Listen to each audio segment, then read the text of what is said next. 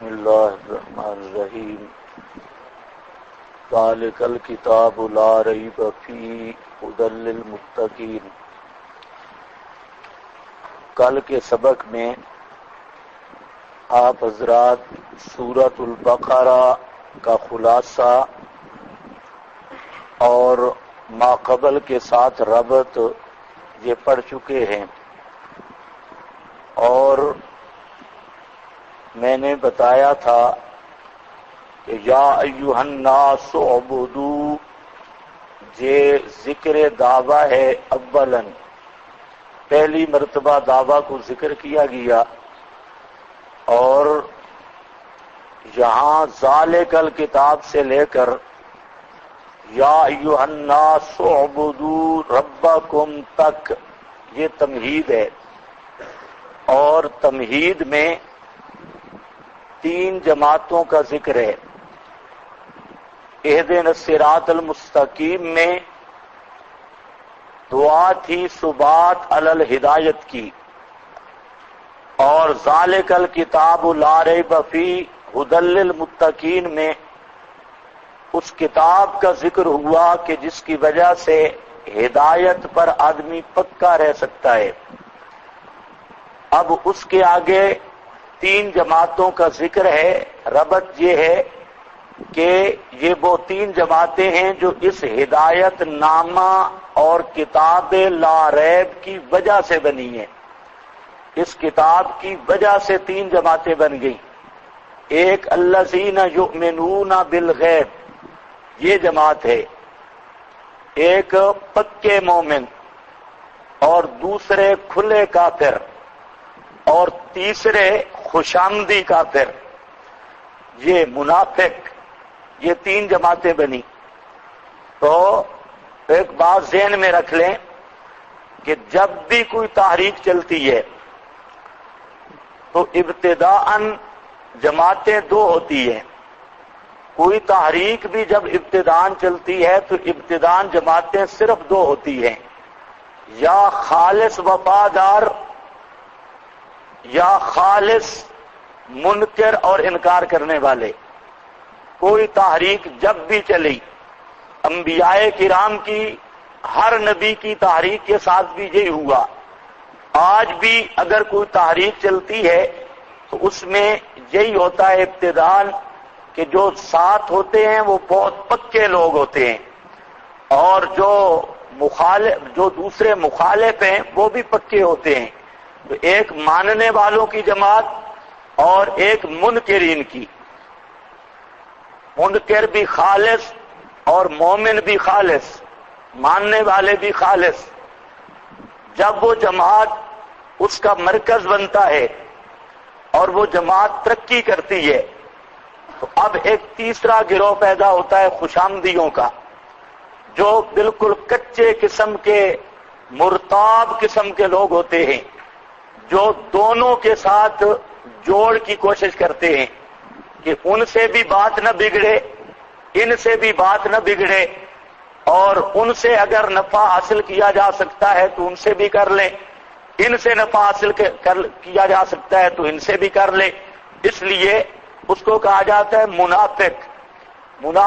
لیکن یہ نفاق ابتداء نہیں ہوتا، یہ تب ہوتا ہے کہ جب مرکز بنتا ہے اور مرکز میں مومنین مضبوط ہو جاتے ہیں، تب جا کر یہ تیسری پارٹی پیدا ہوتی ہے۔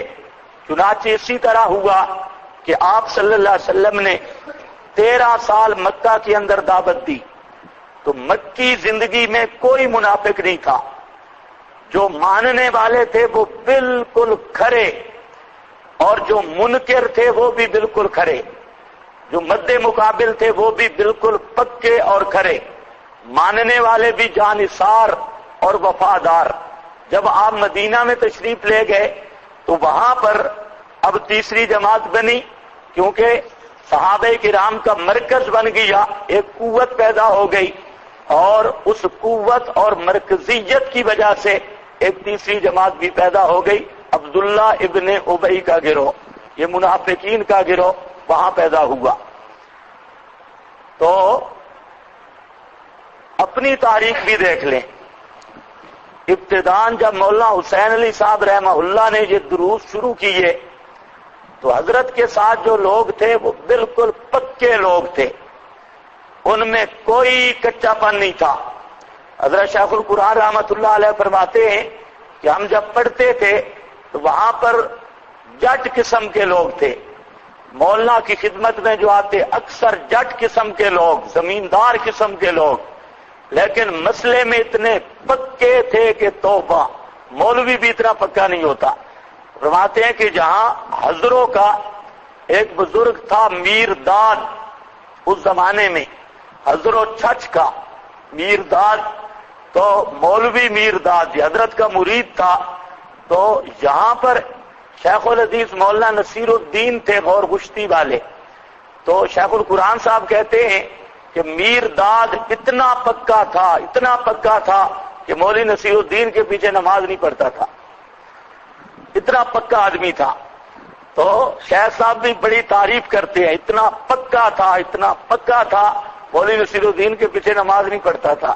کیوں؟ کہتا کہ یہ ڈھیلا ہے، یہ مشرکوں کے ساتھ ملا جاتا ہے اور یہ مشرکوں کے پیچھے کبھی نمازیں بھی پڑھ لیتا ہے۔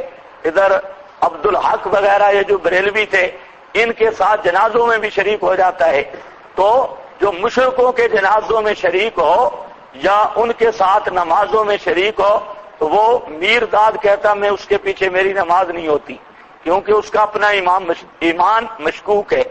تو ہونا ایسے ہی چاہیے آدمی کو پکا، یہ جو کچا پان ہے یہ بے غیرتی ہے، کبھی کدھر لا الہ الا یہ سارے وہ منافقین۔ تو تیسری پارٹی تب پیدا ہوئی، اب آپ میں بھی کمزوریاں شروع ہو گئی۔ ابتدان تو بہت پکے لوگ تھے، مولانا حسین علی صاحب رحمہ اللہ کا گروہ بہت مضبوط تھا، مولانا محمد طاہر صاحب، شیخ القرآن صاحب، اور اسی طرح یہ جتنے حضرات پنجاب کے یا سرحد کے یا جہاں بھی مولانا حسین علی صاحب رحمہ اللہ کی طرف منسوب یا نسبت رکھنے والے حضرات تھے تو وہ مسئلے میں بہت مخلص تھے، بہت پکے، کوئی روح رعایت نہیں کرتے تھے۔ لیکن آج بہت سارے اشاعتی کہلوانے والے وہ بھی مداہن بن چکے ہیں، اور یہ کوئی مہر نہیں لگی ہوئی اشاعتی کہلوائے گا تو وہ پکا ہوگا، جو اشاعتی کہلوا کے مسئلہ بیان نہیں کرتا تو وہ ڈبل یہودی بنتا ہے، اکیرا نہیں، پورا یہودی وہ اشاعتی ہے جو مسئلہ بیان نہیں کرتا۔ اور اصل مصیبت یہی ہے کہ ہم سارے مصلحت پسند بنتے جا رہے ہیں، اور جتنی دوسروں کی عادتیں تھیں وہ ہمارے اندر آ رہی ہے۔ دوسروں کی عادتیں تھیں مسجع مکفہ کلام کرنا اور تقریریں کرنا، ادھر ایکٹنگ کرنا اور لوگوں کو لطیفے سنانا، شعر و شاعری سنانا۔ مولوی تقریر کر رہا ہے اور کہتے ہیں علامہ اقبال نے کہا، تو بے حیا، علامہ اقبال نے کہا، شرم نہیں آتی، تو فلانے نے کہا، یہ نہیں کہے گا خدا نے کہا یا رسول نے کہا، علامہ اقبال نے کہا۔ علامہ اقبال جو بھی ہو تو بہرحال وہ اس کا اندر جو بھی ہو تو ساری انگریزی تہذیب تھی، سارا انگریزی تہذیب کا دل دادا تھا، لیکن پھر بھی اس کے جو اشعار اچھے ہیں وہ تو علیحدہ مسئلہ ہے، لیکن سٹیج کی زینت بنانے کا کیا مطلب ہے؟ فلانے نے کہا، فلانے نے کہا، مقصد صرف یہ بن گیا کہ لوگ خوش ہوں اور کہیں واہ جی واہ مولوی صاحب پھٹیاں باندھ دیتی ہیں، بہت اچھا بیان، بڑا خوبصورت کیا، اشارے بہت زبردست ہیں اور سر بڑی اچھی لگائی۔ تو یہ ساری مداحنت اور ریاکاری اور سب پروگرام اسی پہ مبنی ہے۔ تو اصل اشاعتی وہ ہے جو صحیح معنوں میں قرآن و سنت بیان کرتا ہے، اگر قرآن و سنت بیان نہیں کرتا تو وہ منافق ہے، وہ اشاعتی نہیں ہے۔ تو بہرحال ابتدان تحریک میں کتنی جماعتیں ہوتی ہیں؟ دو، یا خالص ماننے والے یا خالص انکار کرنے والے، اور پھر جب مرکز بنتا ہے تو تیسری پارٹی آ جاتی ہے۔ تو اسی طرح جہاں ہوا تیسری پارٹی مدینہ میں آئی۔ ایک فائدہ تو یہ تھا، یعنی تین جماعتیں بننے کا قانون کیا ہے۔ دوسرا فائدہ یہ ترجمہ اور تشریح ہو چکی ہے، پہلی جماعت کی اولئک هم المفلحون تک کل میں نے پڑھا دیا ہے۔ تو صرف چند فوائد باقی ہیں، وہ سن لو۔ ذالک الکتاب لا ریب فی، لا ریبہ پر کل ہم نے معنی کیا لا شک فی، اس میں شک نہیں ہے۔ اس کا ایک اور معنی بھی ہے لا ریبہ، ریب کا معنی علامہ زمخشری نے کیا ہے کشاف میں، وہ فرماتے ہیں کہ قلب و اضطرابها، قلق نفس کہہ لو، قلق نفس یا قلق القلب، قلب کا قلق کا معنی اضطراب، قلق اضطراب، یہ قلق جو ہے اطمینان کی ضد ہے۔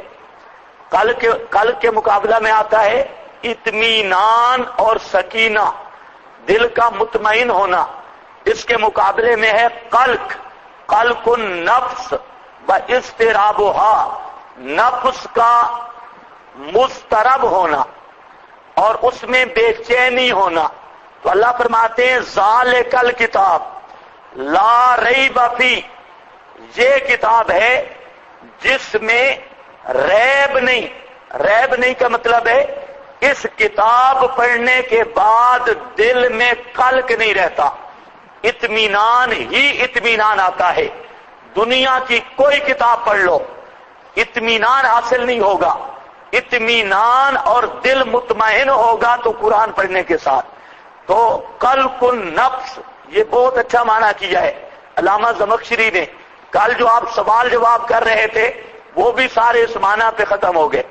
قلق النفس سے وہ شک کا معنی جی شک کرنے والے ہیں، مرتابین ہیں، فلاں ہیں، تو یہ سوال بھی اس معنی پہ وارد نہیں ہوتا کہ لا ریب، ریب کا معنی کیا ہے؟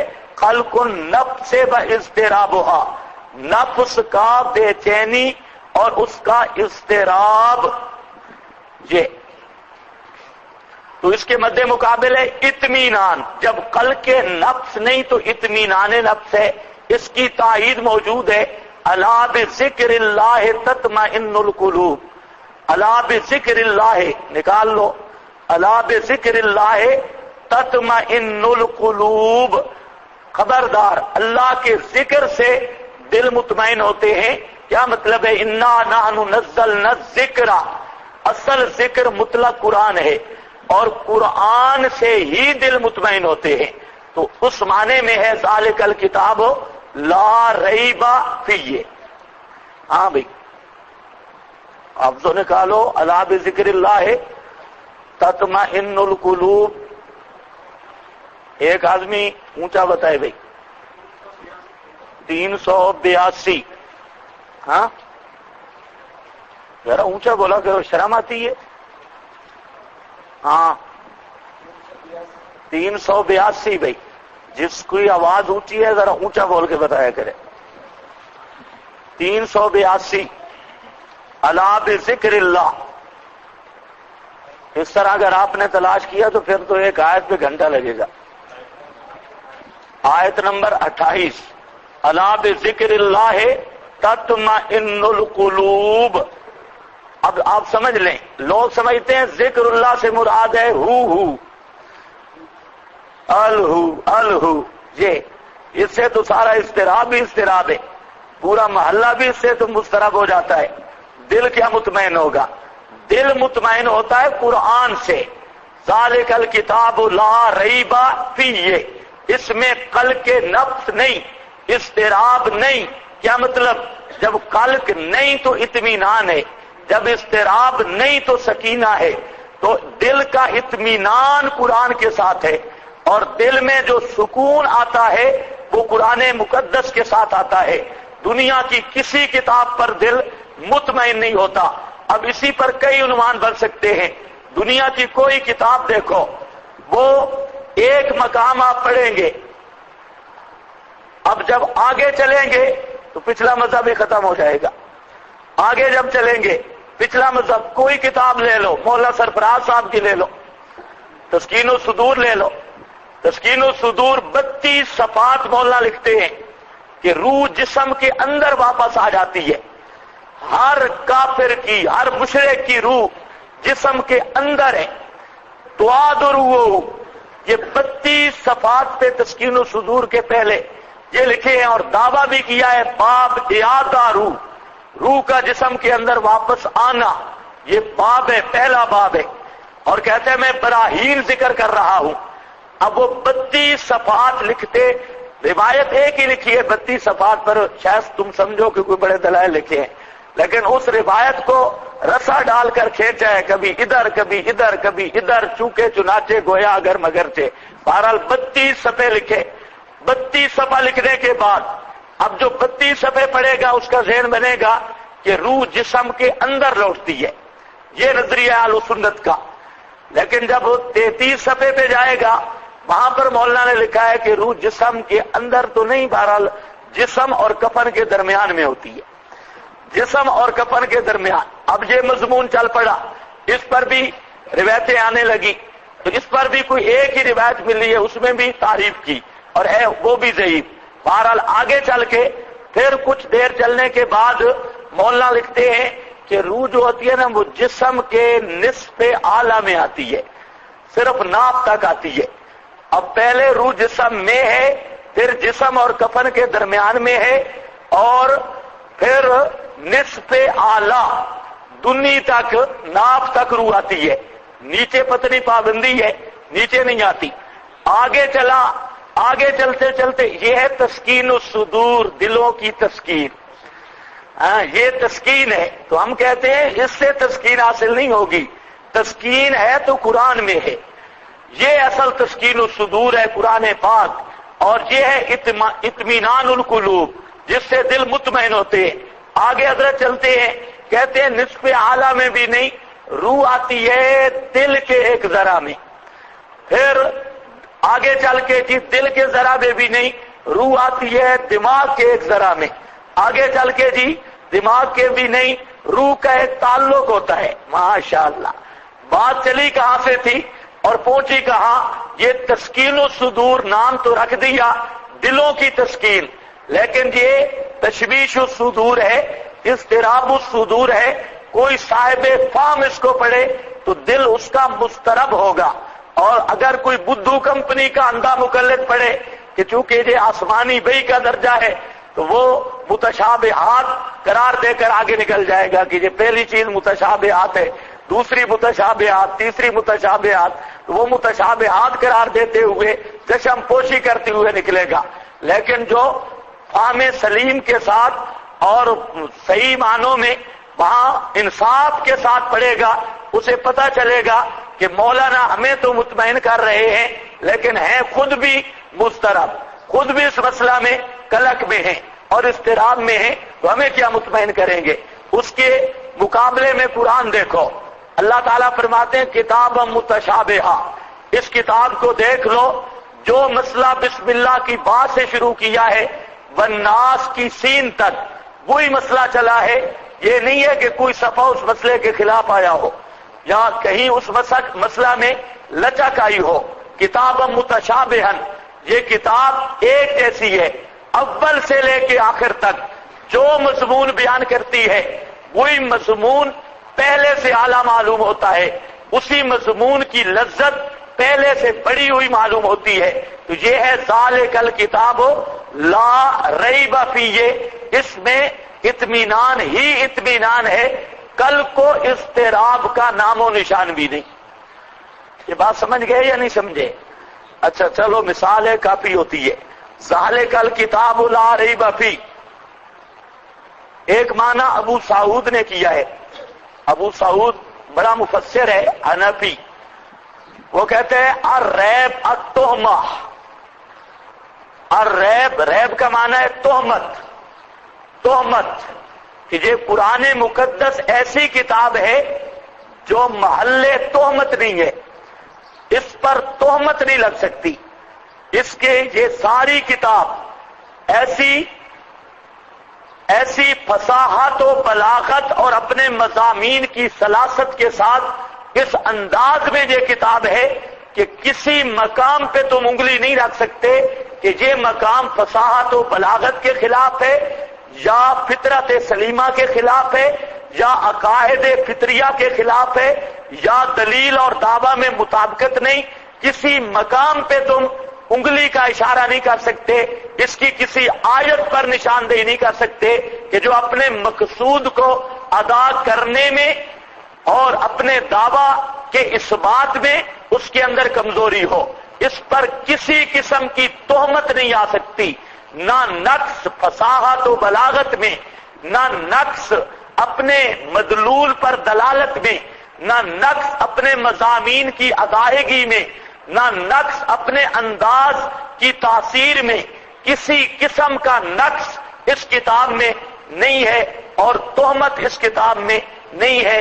ذالک الکتاب لا ریب فی، یہ ریب کا معنی تہمت، 3 معنی آگے۔ اچھا جی، الذین یؤمنون بالغیب، یہاں پر رد مذاہب باطلہ کے طور پہ ہمارا یہ عنوان جو انشاءاللہ پورے قرآن میں چلے گا، تو یہاں سے بریلوی استدلال کرتے ہیں، بریلویوں کا احمد رضا خان بھی، اور یہ ان کا مولوی اشرف سیالوی گزرا ہے۔ تجھے بریلویوں میں مولوی تھا منطقی فلسفی، تو کافی منطقی ملا تھا، گردن بھی ٹیڑھی تھی، دماغ بھی ٹیڑھا تھا، تو منطقی ہوتے بھی اکثر ٹیڑھے ہیں، تو اس نے یہاں سے استدلال کیا علم غیب پر۔ اب اس کا پہلے استدلال سمجھو پھر جواب سمجھو۔ استدلال اس کا یہ ہے کہ ایمان تصدیق ہے۔ ایمان کس کا نام ہے؟ تصدیق، اور تصدیق علم ہے۔ منطقی کوئی نہیں بیٹھا، تصدیق کیا ہے؟ علم ہے۔ تو یؤمنون بالغیب کا معنی یعلمون الغیب، یؤمنون بالغیب کا معنی ہے یعلمون الغیب۔ کیوں؟ کہ تصدیق از قبیلہ علم ہے، وہ پڑھتے نہیں ہو، علم کی 2 قسمیں ہیں، تصور اور تصدیق، اتنا تو پڑھا ہوا ہے۔ علم کی 2 قسمیں ہیں، تصور اور تصدیق۔ تو اشرف سیالوی کہتا ہے کہ یؤمنون، یہ تم بھی مانتے ہو کہ ایمان التصدیق، ایمان تصدیق کا نام ہے، اور تصدیق التصدیق العلم، تصدیق علم ہے، از قبیلہ علم ہے۔ تو یہاں یؤمنون کا معنی کیا بنے گا؟ یعلمون، یؤمنون بالغیب یعلمون الغیب، یعلمون الغیب، کہ وہ متقی وہ ہیں جو غیب جانتے ہیں، یعلمون الغیب، جو غیب جانتے ہیں۔ یہ تو اس سے جب متقیوں کے لیے اس بات ہو گیا غیب کا، تو انبیاء کی شان تو وراء الورا ہے، اور امام الانبیاء صلی اللہ علیہ وسلم کی شان تو ان سے بھی اوپر ہے، تو سب سے زیادہ ہے۔ تو آپ خود اندازہ کر لیں، آپ سے جو غیب کی نفی کرتا ہے وہ قرآن کا منکر ہے۔ اور وہاں تو اس پر احمد رضا خان نے لکھا ہے کہ ہر مومن کے لیے غیب جاننا ضروری ہے، ہر مومن کے لیے غیب جاننا ضروری ہے۔ اگر مومن غیب نہ جانے تو ایمان ہی نہیں۔ جی اب اس کے 2 جواب ہیں۔ ایک جواب الزامی ہے، الزامی جواب یہ ہے کہ اگر اس کا یہی معنی ہے کہ ایمان کے لیے غیب دان ہونا ضروری ہے، تو سارے بریلوی مولوی کافر ہیں، کیونکہ ایمان کے لیے غیب دان ہونا، بولتے کیوں نہیں؟ ایمان کے لیے غیب دان ہونا ضروری، اور ہمارا دعویٰ ہے کہ کوئی بریلوی مولوی غیب دان نہیں۔ کسی کو ہمارے سامنے بٹھاؤ، ہم ایک بات دل میں رکھتے ہیں وہ بتائے۔ کسی بریلوی مولوی کو ہمارے سامنے بٹھاؤ، ایک بات ہم اس سے غیب کرتے ہیں، چاہے اسے گالیاں دیں جو بھی ہو، بہرحال ایک غیب ہم اپنے دل میں رکھتے ہیں، اور وہ غیب ہمیں بتائے۔ اگر اس نے غیب بتا دیا تو بریلوی اصول کے مطابق وہ مومن ہوگا، کیونکہ مومن کے لیے غیب جاننا ضروری ہے۔ اور اگر اس نے غیب نہ بتایا تو احمد رضا کے قانون سے وہ کافر ہوگا، اور یہ ہماری پیشین گوئی ہے، یہ سارے بریلوی یہ غیب نہیں بتا سکتے، تو سارے بریلوی احمد رضا کے فتوے سے کافر ہیں۔ سمجھ آئی یہ بات؟ ہاں، یہ تو آسان بات ہے، یہ گھوڑا، یہ میدان، اس میں تو بھاگنے والی بات ہی کوئی نہیں ہے۔ تم کہو ہم مومن ہیں اور مومن غیب جانتا ہے، پھر ہم دیکھیں تم کتنا غیب جانتے ہو، یا مومن نہیں اپنے اصول کے مطابق۔ دوسری بات تحقیقی جواب کہ جہاں جو تصدیق ہے، تصدیق کا تعلق مفرد کے ساتھ نہیں ہوتا، جملہ کے ساتھ ہوتا ہے۔ یہ آپ نے پڑھا ہوا ہے، تصدیق میں نسبت تامہ ہوتی ہے کہ نہیں ہوتی؟ نسبت ہوتی ہے نا، اللہ کرے پتہ چل جائے۔ تصدیق میں کیا ہوتی ہے؟ نسبت ہوتی ہے، اور وہ جملے کے ساتھ متعلق ہوتی ہے نہ کہ مفرد کے ساتھ۔ تو یہاں یؤمنون بالغیب، بالغیب تو مفرد ہے، یہاں تصدیق متعلق بالمفرد ہے، حالانکہ تصدیق متعلق بالمفرد نہیں ہوتی۔ تو یہاں پر جملہ ماننا پڑے گا، اب مقدر ماننا پڑے گا، جملہ بنانا پڑے گا۔ تو جملہ مفسرین نے بنا دیا ہے، جملہ یعلمون انما غاب عنہم فہو حق، یہ جملہ ہے یعلمون انما غاب عنہم فہو حق۔ یہ تو سمجھ آئیے بات، ٹھیک ہے۔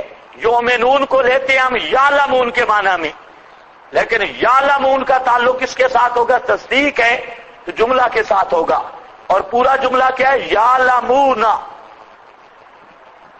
یعلمون ما غاب عنہم فہو حق، یہ جانتے ہیں کہ جو چیزیں ان کے حواس سے غائب ہیں اور ان سے غائب ہیں وہ چیزیں حق ہیں۔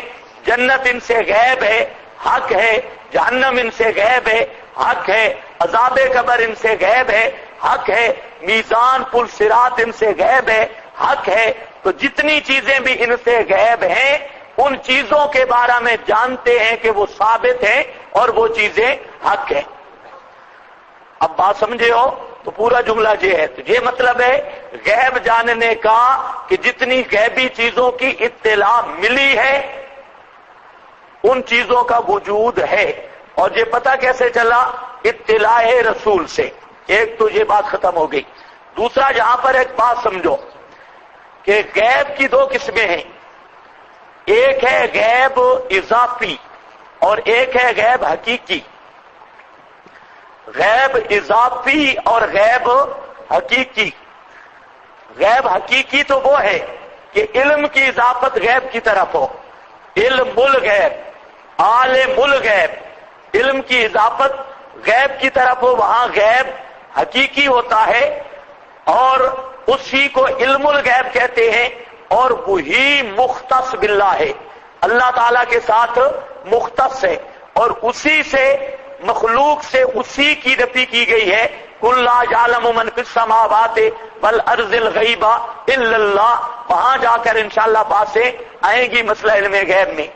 اور جو غیب اضافی ہے، غیب اضافی کہتے ہیں بالوحی بالالہام، بالوحی بالالہام، جو وحی اور الہام کے ذریعہ سے غیب کی خبر معلوم ہو، یہ ہے غیب اضافی۔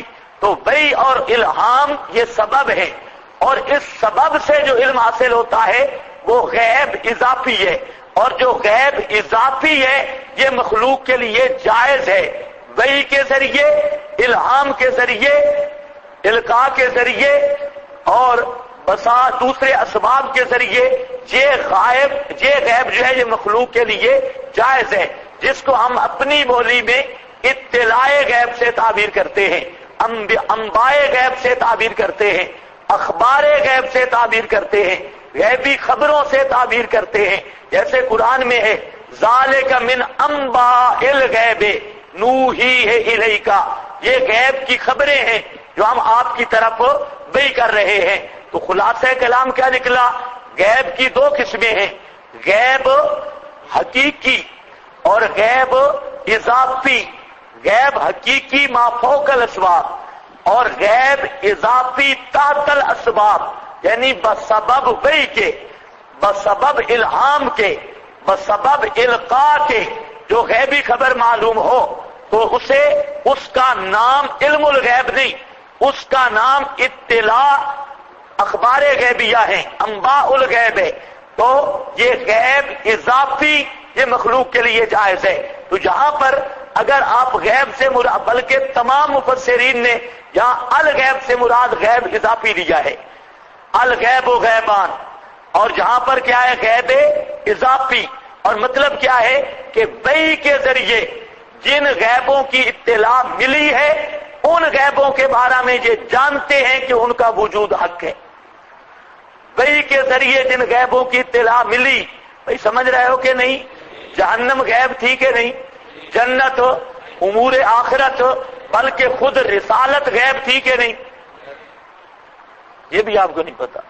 رسول تو نظر آتا تھا، رسالت نظر آتی تھی، آپ کی نبوت بھی تو غیب تھی نا، وہ بھی تو ادراک حواس سے، بال آپ کا وجود تو نظر آتا لیکن نبوت تو نظر آنے والی چیز نہیں تھی، رسالت تو نظر آنے والی چیز نہیں تھی، وحی تو نظر آنے والی چیز نہیں تھی۔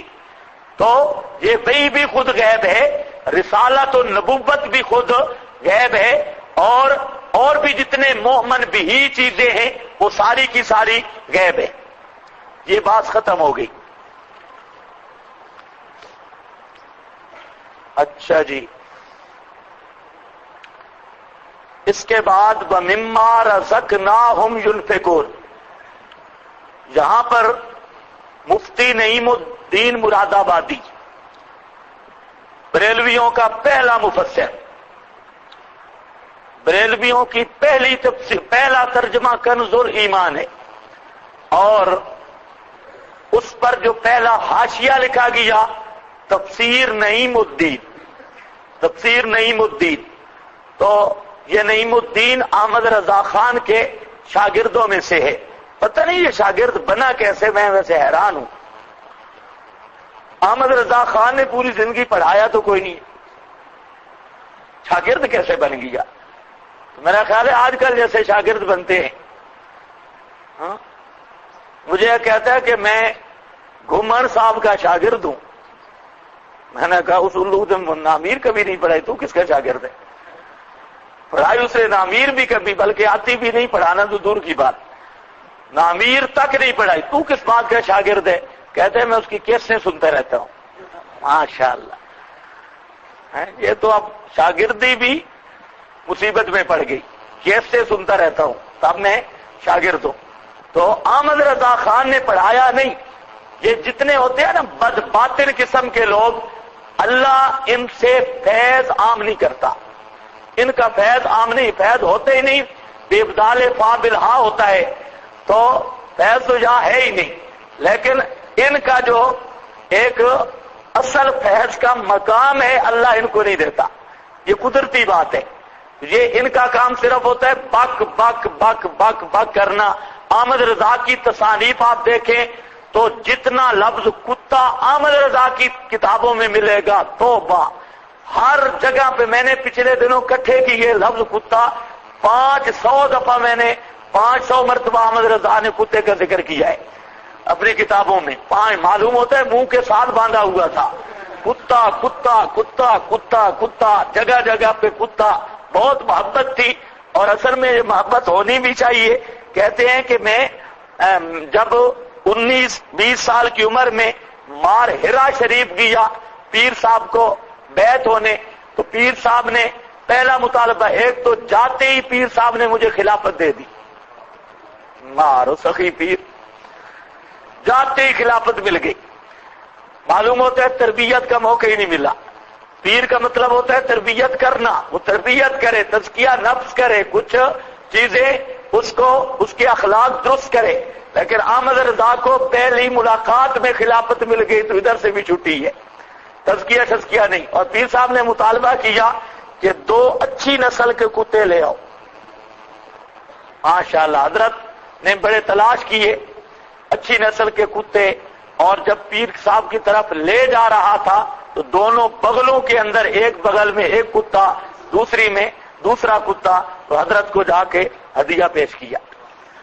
ماشاءاللہ، تو پھر فیض بھی ایسا بھونک نہیں ملا ہے مرشد سے۔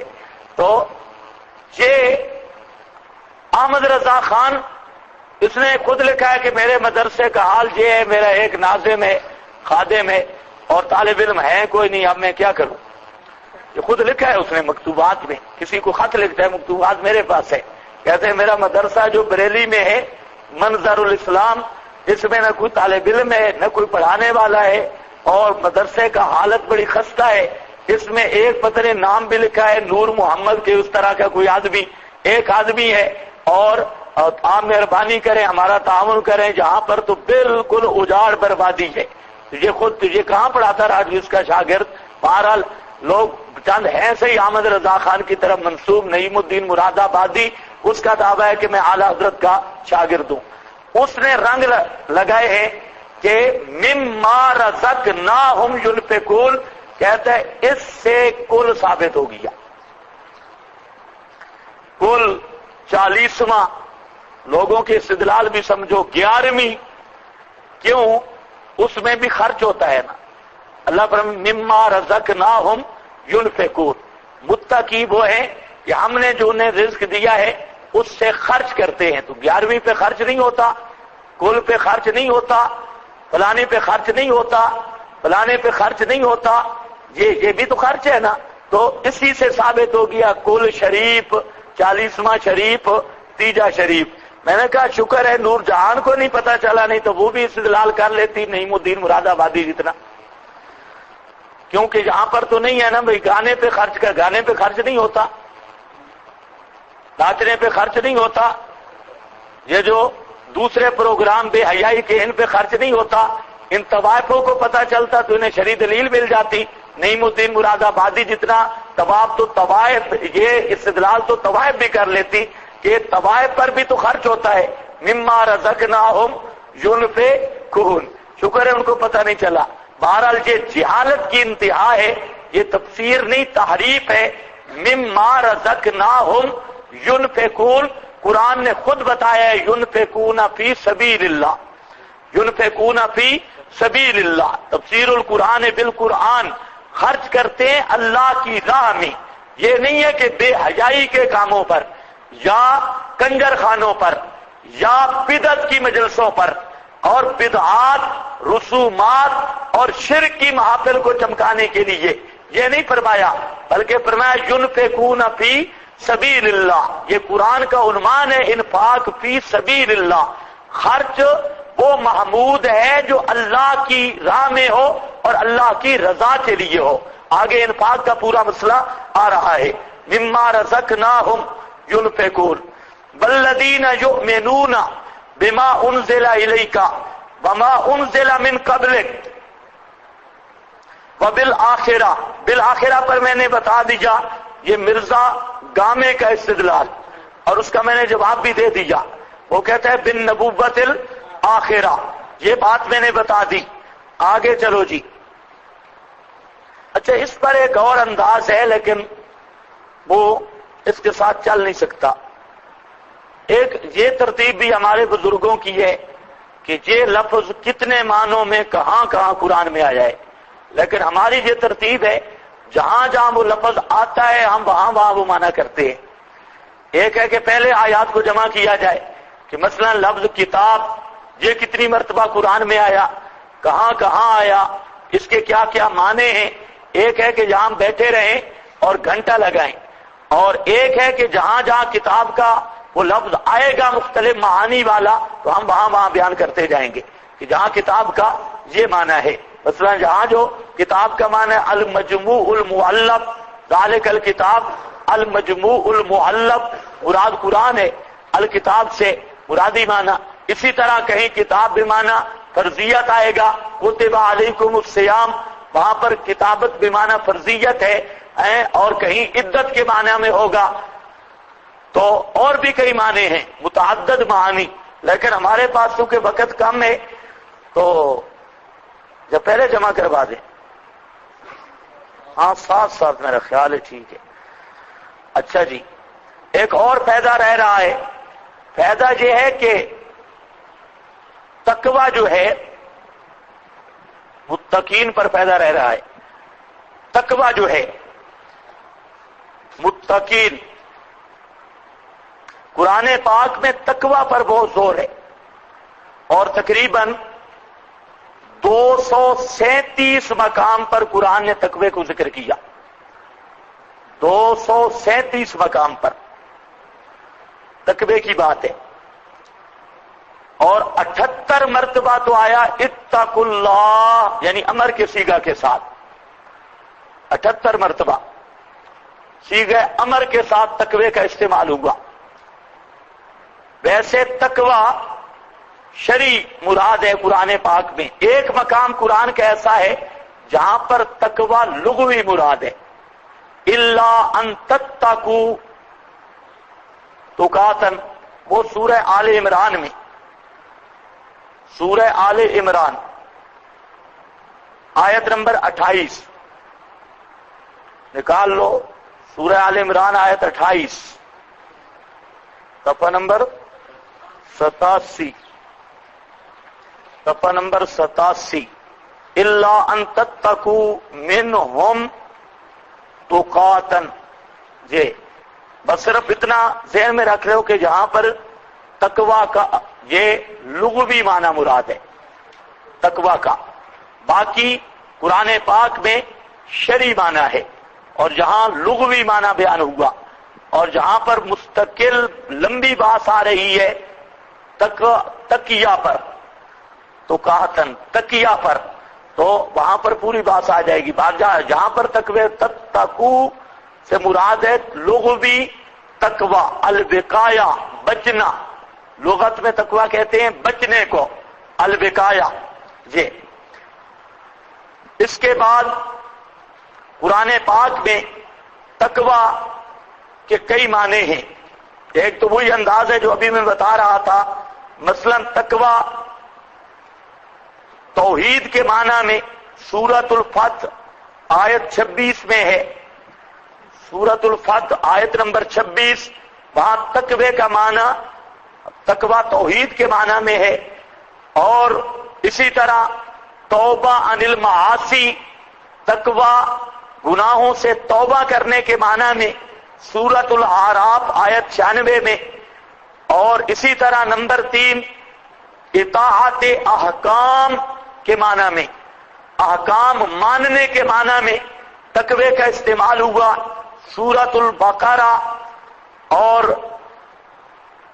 اچھا جی، اور اسی طرح یہ آیت 87 ہے، 187 اور تقوی بمعنی الخوف الخشیہ ہے، خوف و خشیہ ہے، تو خوف و خشیہ سورۃ البقرہ آیت نمبر 48، تقوی کا معنی اخلاص والا آیا ہے، الاخلاص اخلاص والا معنی سورۃ الحج آیت نمبر 37 ہے، اور تقوی کا معنی امتثال الاوامر والا آیا سورۃ المائدہ آیت نمبر 35 ہے، اور تقوی کا معنی اجتناب عن النواہی والا آیا، تو جیسے جہاں پر ہے ھدی للمتقین جو نواہی سے بچتے ہیں، تو وہاں پر مختلف اعتبارات اور بھی ہو سکتے ہیں، بہرحال جہاں یہ معنی تقوی کے قرآن پاک میں ہیں۔ اصل فائدہ جو عرض کرنا تھا وہ یہ ہے کہ مراتب تقوی کے کچھ مراتب ہیں، مفسرین نے لکھا 3 مرتبے ہیں تقوی کے۔ پہلا مرتبہ ادنا سے ادنا مرتبہ، وہ ہے الاجتناب عن الشرک، شرک سے بچنا، شرک اور کفر سے بچنا، یہ ادنا درجہ ہے، اور جو کفر اور شرک سے نہیں بچتا تو اس کو تقوی کی ہوا ہی نہیں لگی، مشرک متقی نہیں ہوتا اور کافر بھی متقی نہیں ہوتا، مشرک اور کافر کو متقی کسی معنی میں نہیں کہہ سکتے، اس لیے پہلا درجہ ہے الاجتناب عن الشرک، اور درمیانہ درجہ الدرجۃ الوسطی، درمیانہ درجہ تقوی کا امتثال الاوامر والاجتناب عن النواہی، اللہ نے جتنی چیزوں کا حکم دیا ہے فرائض و واجبات پر عمل کرنا، اور جتنی چیزوں سے اللہ نے روکا ہے حرام مکروہ تحریمی، حرام اور مکروہ تحریمی سے بچنا، یہ تقوی ہے۔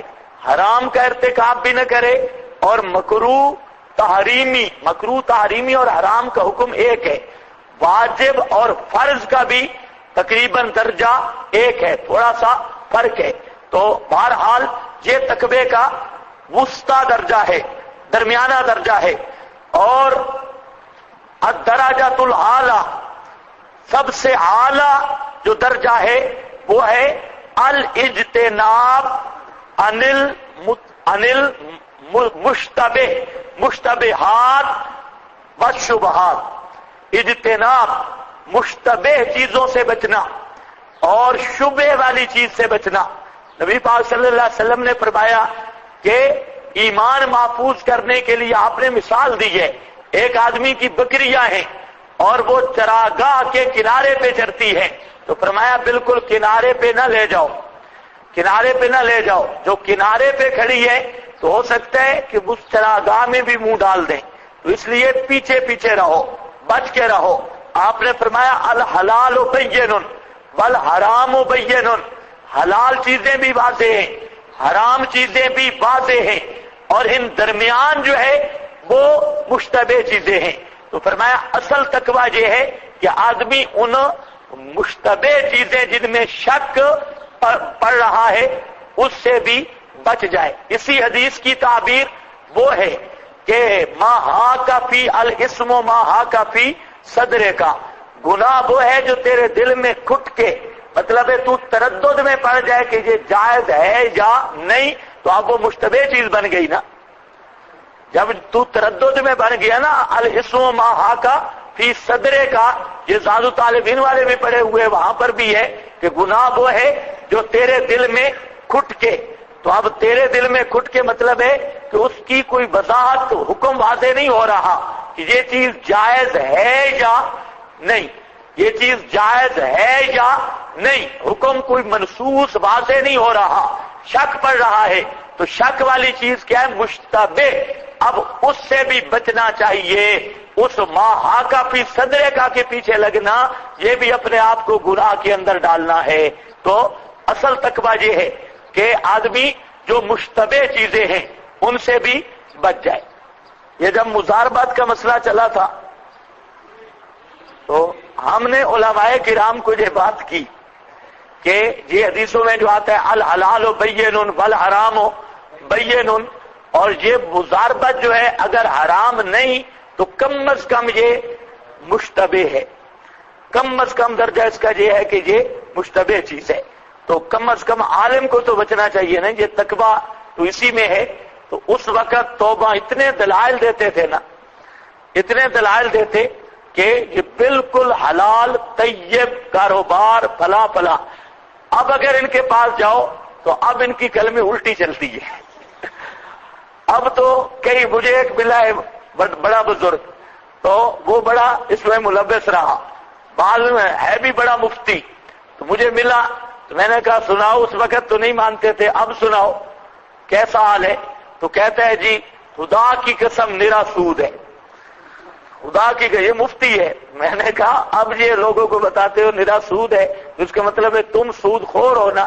کہتے ہیں نہیں نہیں، ہم سود خور نہیں ہیں، یہ لوگ جو پیسے لینے والے ہیں یہ سود خور ہیں، جنہوں نے ہمیں پیسے دیے اب لینے کا مطالبہ کر رہے ہیں یہ سود خور ہیں۔ کیونکہ مضاربت میں، کاروبار میں نفع نقصان رلا ملا ہوتا ہے، تو انہوں نے صرف نفع پر نظر رکھی ہے، نقصان پہ نہیں۔ حالانکہ انہوں نے بتایا کیا تھا؟ دیں گے نفع، نقصان کا انہوں نے بتایا ہی نہیں تھا، تو انہوں نے ابتدائی غلط رکھی۔ تو بہرحال متشابہات، مشتبہات سے بچنا، متشابہات میں بھی ذرا ایمان کو سنبھال کے چلنا ہے، اور مشتبہات میں بھی اپنے آپ کو سنبھال کے چلنا ہے، جان کو سنبھال کے چلنا ہے۔ تو اصل تقویٰ یہی ہے، یہ اعلیٰ درجہ ہے، الاجتناب عن المشتبہات والشبہات۔ اس شرعاً تقویٰ کی تعریف مختلف تعبیریں ہیں۔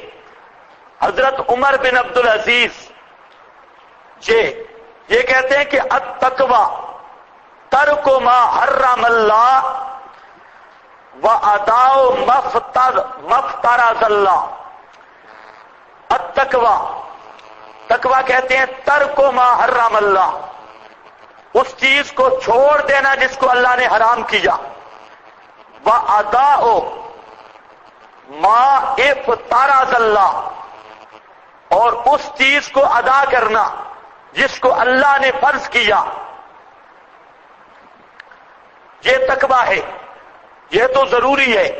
فما رزقہ اللہ بعد ذالک فہو خیر الی خیر، جو اس سے زیادہ تقویٰ حاصل کر لے تو جتنا تقویٰ زیادہ ہوگا خیر علی خیر، یہ نور علی نور ہے، جتنا زیادہ تقویٰ حاصل ہو سکے۔ حضرت عبداللہ ابن عباس اور بعض دوسروں کے بزرگوں کی طرف منسوب ہے، حضرت علی رضی اللہ تعالیٰ عنہ، ان کا فرمان منقول ہے، التقویٰ ترک الاصرار علی المعاصی، ترک الاصرار علی المعاصی، گناہوں پر اصرار کا ترک کرنا، معاصی کا اصرار، اصرار کا معنی ہوتا ہے بار بار کرنا، بار بار گناہ نہ کیے جائیں۔ اگر بتقاضۂ بشریت کوئی گناہ ہو جائے تو اس پر اصرار نہ ہو، علی المعاصی، وترک الاغترار بالطاعت، بہت خوبصورت بات ہے، ترک الاغترار بالطاعت، اور نیکیوں پر دھوکہ نہ کھائے، گناہوں پر اصرار نہ کرے، اڑ نہ جائے، اور نیکیوں سے اطاعت سے دھوکہ نہ کھائے کہ میں نیک بن گیا ہوں، نمازیں پڑھی ہیں، روزے رکھے ہیں اور فلاں کیا ہے، اس دھوکے میں آ کے کہ میں اب کوئی خدا پر جنت دینا مجھ پہ واجب ہو گئی ہے۔ حضرت تھانوی رحمہ اللہ لکھا، ایک آدمی نے رات کو تہجد پڑھی، دروازہ کھلا چھوڑ دیا، تو کسی آدمی نے پوچھا کہ یہ دروازہ کیوں کھلا چھوڑا ہے؟ کہتے آج میں نے تہجد پڑھی ہے، جبریل میرے ساتھ مصافحہ کے لیے آئے گا تو میں نے دروازہ کھلا چھوڑا ہے تاکہ کسی اور کے گھر نہ چلا جائے، یہ دروازہ میرا سامنے۔ یہ ہے اغترار بالطاعہ۔ اصل میں مسئلہ یہ ہے کہ مومن آدمی وہ ہے جو نیکی کر کے بھی ڈرتا ہے، مومن آدمی وہ ہوتا ہے جو نیکی کر کے بھی ڈرتا ہے۔ انبیاء کا جو حال بیان کیا، اولئک الذین یسارعون فی الخیرات، آگے چلتے ہوئے یدعوننا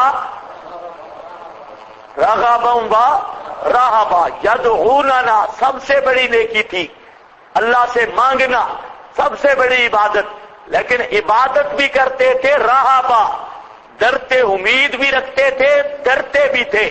تو نیکی کر کے مغرور نہ بن، نیکی کر کے اللہ سے ڈر، اور نیکی کر کے بھی ایک ہے گناہ کر کے ڈرنا، یہ کوئی کمال نہیں، ایک ہے نیکی اور اطاعت کر کے ڈرنا، اصل یہ درجہ ہے۔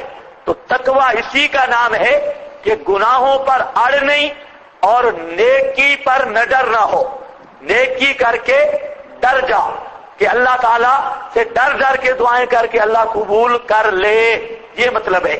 حضرت علی کا ترک الاصرار علی المعاصی و ترک الاغترار بالطاعات،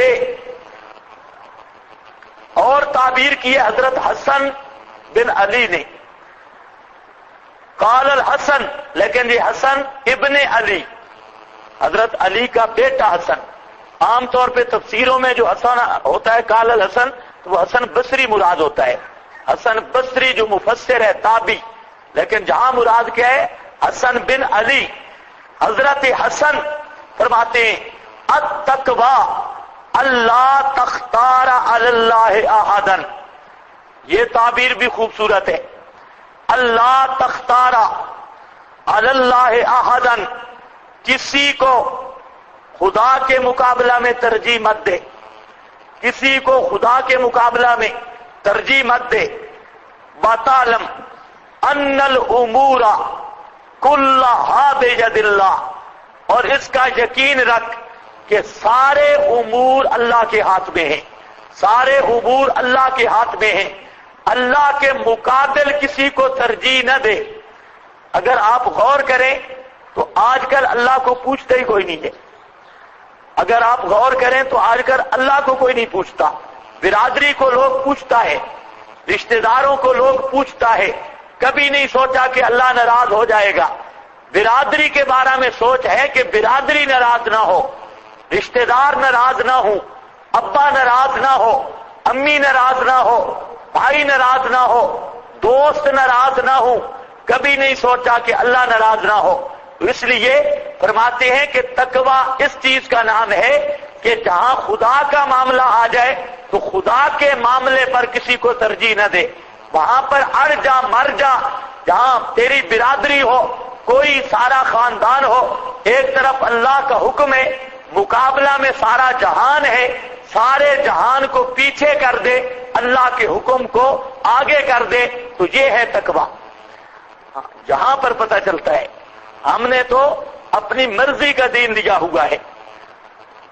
تو ایک تبلیغی مجھے ملا، کہتا ہے کہ ہماری جماعت جو ہے ہم پورے دین پہ عمل کرتے ہیں۔ میں نے کہا پورے دین پہ؟ کہتا ہے پورے دین پہ۔ میں نے کہا آپ کی بیوی کا شرعی پردہ ہے؟ تو کہتا ہے نہیں، یہ پورا دین ہے۔ میں نے کہا تجھے کسی نے نہیں بتایا کہ جس طرح نماز فرض ہے اسی طرح حجاب بھی فرض ہے، جیسے روزہ فرض ہے، نماز فرض ہے، اسی طرح بیوی کا شرعی پردہ بھی فرض ہے؟ یہ کسی نے نہیں بتایا۔ کہتے ہیں نہیں، آج کے دور میں بہت ناممکن ہے، ماحول ہی ایسا بنا۔ ہماری حویلی ہے کہ 4-5 بھائی ہیں۔ میں نے کہا پھر ہندو ٹھیک ہے، وہ 4-5 بھائی ہوں تو شادی بھی ایک کر لیتے ہیں۔ وہ پھر ہندو ٹھیک ہے، 4-5-6 بھائی ہوں تو ایک شادی کر لیتے ہیں، انہیں 4-5 شادیاں بھی نہیں بھگتانی پڑتی۔ ہندوؤں کے مذہب میں ہے 6-7 بھائی ہوں تو ایک شادی کافی ہے۔ تو یہ کون سا ڈرامہ ہے؟ تو دین لیا ہے 12 کا، جہاں 12 کھا جائے ہمیں کچھ نفع ہو ہم کہتے ہیں ٹھیک ہے جی یہ کام بھی کرنا ہے یہ، لیکن دین 12 کا نہیں ہے۔ 12 سمجھتے ہیں نا، اپنے مطلب کی لے لی، میٹھا میٹھا ہف ہف کڑوا کڑوا تھو تھو، یہی مسئلہ ہے۔ تو پھر الٹا ہمیں کوئی متقی نہ کہے تو ہمیں غصہ بھی آتا ہے۔ ہم صرف متقی نہیں، ہم حضرت اقدس بھی ہیں۔ حضرت اقدس پتہ نہیں قدوس کب بنتے ہیں، حضرت اقدس اور قدوس ساری پاکیاں بھی ہیں، لیکن یاد رکھو تقویٰ کا معیار یہی ہے کہ اللہ کے مقابلہ میں کسی کی کوئی پرواہ نہ کرے۔ اللہ کے مقابلہ میں مولوی، پیر، استاد، مرشد اور سارا جہان، سارے منافع، ملازمتیں، سب کچھ آ جائے، لیکن جہاں خدا کا معاملہ ہو تو مطلب ہے لا تختارا، اللہ تختارا اللہ احدن، اللہ کے مقابلہ میں کسی کو ترجیح مت دینا۔ وَتَعْلَمْ أَنَّ الْأُمُورَ كُلَّهَا بِيَدِ اللَّهِ، اور اسی کا یقین رکھ، یہ علت ہے۔ یہ اگلا جملہ معللہ ہے، پہلے کی علت ہے۔ یہ بات تب ہوگی کہ تیرا یقین اور عقیدہ یہ ہو کہ سارا جہان مل کر بھی میرا بال بھی ٹیڑھا نہیں کر سکتا۔ سارے امور بید اللہ، جب یہ نظریہ اور عقیدہ بنے گا اب اللہ کے مقابلے میں کسی کو ترجیح نہیں دے گا۔ ہاں بھائی، یہ میں نے عرض کیا تقوی کا شرعی مفہوم۔ تقوی کہتے کس کو ہے؟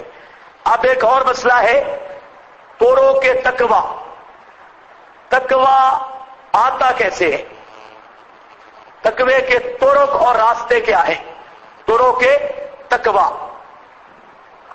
سب سے قوی راستہ حصول تقوی کا، تقوی کے حاصل کرنے کا قوی راستہ وہ توحید ہے، توحید کا راستہ ہے۔ چنانچہ سورۃ البقرہ آیت نمبر 21 نکالیں، شاباش جلدی، 21 صفحہ نمبر، صفحہ 20 بھائی۔ ہاں یہ آیا نا، یا ایھا الناس اعبدوا ربکم، آگے کیا فرمایا؟ لعلکم تتقون۔ یہ دعویٰ توحید والی آیت ہے نا، یہ توحید کا بیان ہے۔ توحید پکارو صرف اللہ کو تاکہ تمہیں تقوی حاصل ہو۔ تو حصول تقوی کا جو بڑی راہ ہے اور بڑا طریق ہے وہ توحید کا طریق ہے۔ توحید سے تقوی حاصل ہوتا ہے۔ نمبر 2، تقوی کا دوسرا حصول کا راستہ، حصول تقوی کا دوسرا